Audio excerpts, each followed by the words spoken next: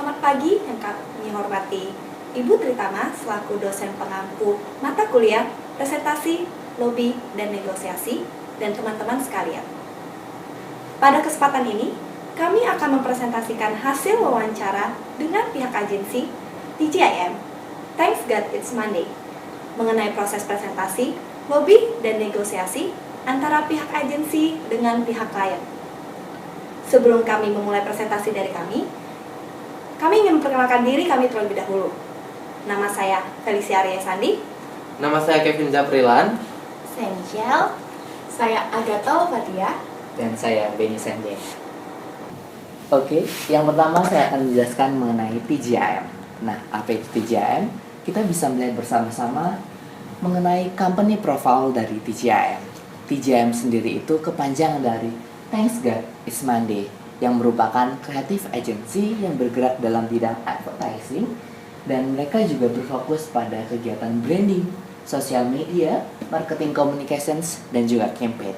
Nah, TGIM juga telah eksis sejak tahun November 2015, yaitu sekitar 1,5 tahun di bawah naungan kreasi.com. Nah, TGIM ini juga memiliki misi, yaitu mereka berfokus untuk membantu usaha kecil menengah untuk merancang strategi komunikasi pemasaran. Selanjutnya, dari TGIM sendiri memiliki values, yaitu yang mereka biasa sebut 3Cs. Nah, di sini 3Cs itu terdiri dari company, kompetitor, dan juga customer. Nah, dari company sendiri itu, mereka bagaimana menanamkan corporate culture kepada karyawan ataupun employee yang ada pada TGIM sendiri. Nah, selanjutnya di sini customer, yaitu mereka bagaimana melakukan strategi komunikasi antara employee dan juga customer mereka agar merencanakan sesuatu strategi program yang mereka akan jalankan. Nah, kemudian yang terakhir yaitu kompetitor, bagaimana perusahaan mengidentifikasi dan juga menganalisis bagaimana kompetitor yang ada di luar sana untuk mengetahui program ataupun strategi apa saja yang mereka gunakan, seperti itu. Nah, yang terakhir yaitu di sini ada the key people, ataupun dua orang inilah yang memiliki peran penting dalam TGIM itu sendiri, yaitu beliau yang bernama Timothy Stendian selaku director, dan juga di sini ada Aryo Surindro selaku strategic planner dari TGIM. Selanjutnya pemaparan akan dijelaskan oleh Kevin Zabrilan Lovis. Baiklah, terima kasih rekan saya Benny Sanjaya. Sekarang saya akan menjelaskan mengenai proses negosiasi di dalam TGIM itu sendiri. Seperti yang kita ketahui, proses negosiasi merupakan suatu proses yang dapat dikatakan kompleks. Mengapa demikian?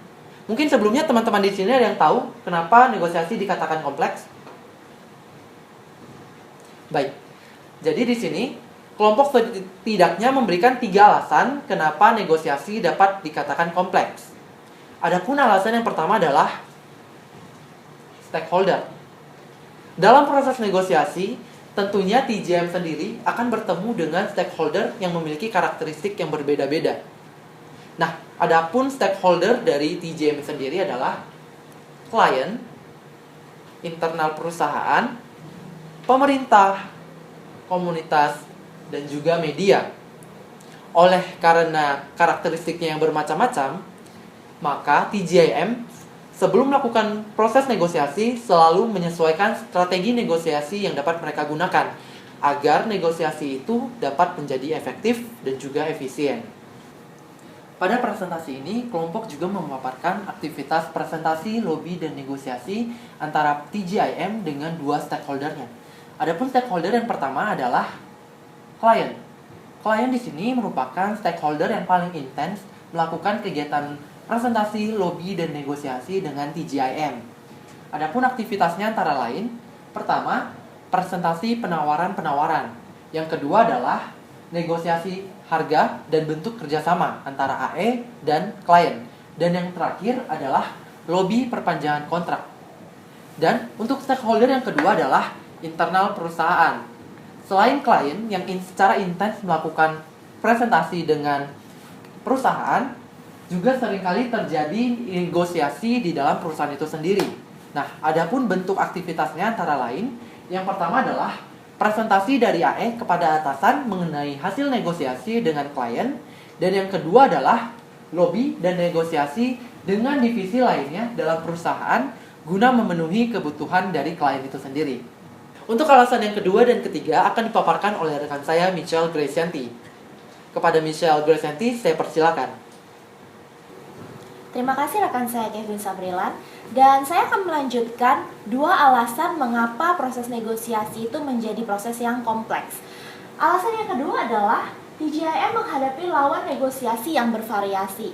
Dan dalam proses ini, TJIM juga mengkategorikan lawan negosiasinya menjadi 2 kategori. Yang pertama adalah kategori easy, di mana lawan negosiasi tersebut mudah untuk diajak berdialog dan bernegosiasi. Contohnya adalah seperti klien yang saat ini sedang dipegang, yaitu De Cortado. Dan kategori kedua adalah kategori yang hard, di mana klien tersebut sulit untuk diajak berdialog, bahkan untuk bernegosiasi, dan bisa jadi berujung pada impasse atau deadlock. Jadi yang penting di sini adalah ketika kita akan melakukan proses negosiasi harus ada kesepahaman dan juga keselarasan persepsi. Dan kemudian untuk alasan yang ketiga adalah negosiasi dengan latar budaya yang berbeda. Nah, negosiasi dengan latar budaya yang berbeda, sebetulnya budaya itu bukanlah menjadi penghalang. Bahkan pihak TJIM sendiri mengatakan bahwa pihak klien dari luar negeri pun itu sangat mudah sekali untuk diajak berdialog dan bernegosiasi. Kemudian kesulitan dalam negosiasi itu disebabkan karena klien tersebut memiliki mindset yang berbeda dengan pihak TJIM. Kemudian ketika ada mindset yang berbeda, maka harus ada penjelasan dan pengertian sehingga ada keselarasan dan kesepahaman persepsi. Jika hal itu pun tidak bisa dilakukan, maka salah satu pihak atau kedua pihak akan memutuskan untuk walk away. Dalam proses lobby dan negosiasi, tentu ada kendala dan tantangan tersendiri yang harus dihadapi. Dan di sini kelompok kami meng-highlight 2 kendala yang paling sering dihadapi oleh TJIM. Yang pertama adalah perbedaan prinsip dan pola pikir yang terkait dengan open mind. Dan yang kedua adalah permasalahan penetapan harga yang seringkali tidak sesuai dari pihak si klien.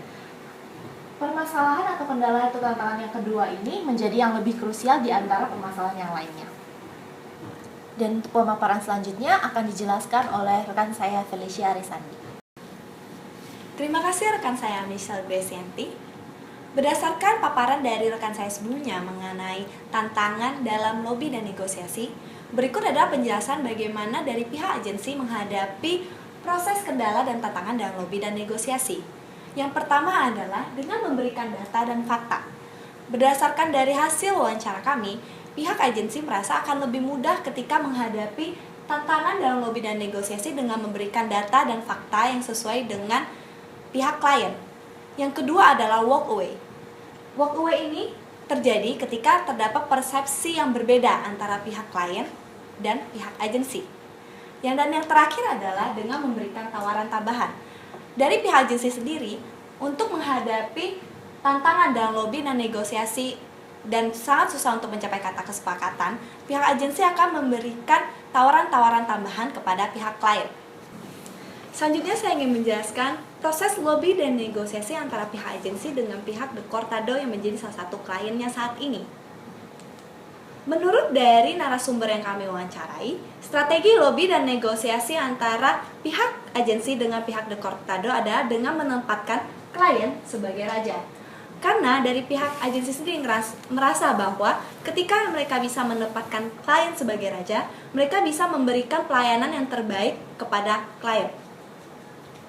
Selanjutnya saya ingin menjelaskan mengenai De Cortado itu sendiri. De Cortado adalah merupakan salah satu kafe yang terletak di Jakarta Barat. Ia ingin menunjukkan kepada stakeholdernya atau target audiensnya bahwa ia merupakan kafe yang menawarkan spot kafe yang tersembunyi dengan desain yang elegan maupun nyaman. Selanjutnya akan dipresentasikan oleh rekan saya Agatha Lovatia. Terima kasih kepada rekan saya Felicia. Selanjutnya saya akan menjelaskan mengenai proses negosiasi yang terjadi pada TGIM dan pihak lainnya yaitu The Cortado. Pertama-tama, pihak AE dari TGIM menghubungi pihak The Cortado. Selanjutnya pihak The Cortado itu merespon pihak TGIM dan dilanjutkan dengan pertemuan secara langsung. Pertemuan secara langsung ini bertujuan untuk memberikan presentasi yang dilakukan oleh pihak TGIM kepada pihak The Cortado. Dan isi dari presentasi tersebut berisikan kelemahan serta kelebihan dari pihak The Cortado. Pada pertemuan pertama, terjadi proses negosiasi harga dan kesepakatan kerjasama. Namun, biasanya pada pertemuan pertama ini belum ada kata deal. Dan pada pertemuan kedua biasanya baru terjadi kesepakatan di antara kedua belah pihak. Baiklah, selanjutnya saya akan menjelaskan mengenai strategi penyusunan BATNA di antara kedua belah pihak. Pertama-tama, pihak TGIM berkata bahwa strategi penyusunan BATNA yang dilakukan oleh pihak TGIM bergantung pada tipe klien dan jenis kebutuhan klien. Berdasarkan contoh studi kasus yang telah kami dapatkan, berikut adalah zona penawaran yang dilakukan oleh TGIM, yaitu harga dan bentuk kerjasama tetap. Dan pihak The Cortado memberikan penawaran kepada TGIM, yaitu harga berkurang dan bentuk kerja sama bertambah. Pada tahap ini belum ada kata kesepakatan. Oleh karena itu, pihak TGIM memberikan beberapa alternatif yang diberikan kepada pihak The Cortado. Dengan berbagai macam alternatif yang diberikan, hal ini mengantarkan negosiasi kepada zona di mana kesepakatan-kesepakatan mungkin saja terjadi atau biasa disebut sebagai ZOPA. Berikut adalah ZOPA dari kedua belah pihak, yaitu harga tetap dengan konten kerjasama yang ditambah. Konten kerjasama ini dimaksudkan sebagai materi konten publikasi di media sosial. Dan berkat ZOPA ini juga mengantarkan kedua belah pihak kepada suatu hubungan saling ketergantungan negosiasi integratif atau win-win solution. Demikian presentasi dari kami. Atas perhatiannya kami ucapkan terima kasih.